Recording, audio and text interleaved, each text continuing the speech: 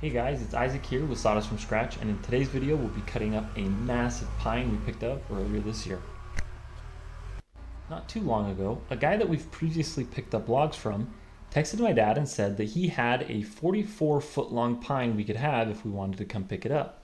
One of his neighbors had this tree cut down a while ago and didn't want the log to just get cut up into firewood or wasted. So if we had a good use for it, he said we could have it. We currently have a ton of logs all piled up, ready to cut, and we can't get to nearly enough of them as is. So when people tell us they have some logs we could come pick up, we generally do not go out of our way to pick them up unless they are valuable, unique, or something we need. In this case, we were interested in this log because of its length. We don't have a ton of logs that are around 20 feet long. And even after cutting this log in 2 sections, we ended up with two 22-foot long sections. The real reason that we are so interested in longer logs right now is because we have several projects coming up that we'll need really long lumber for. One of those projects is a solar kiln, and I think most of this wood will go towards spanning the length of that solar kiln.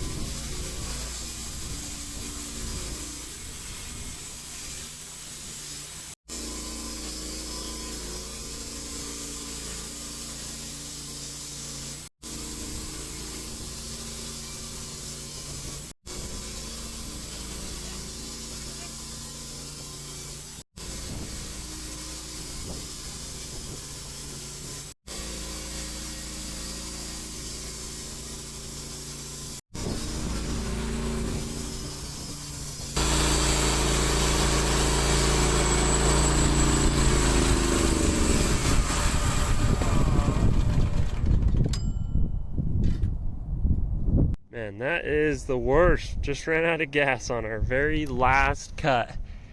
So we only have not far to go on the very last cut. Ran out of gas. Got to fill her up.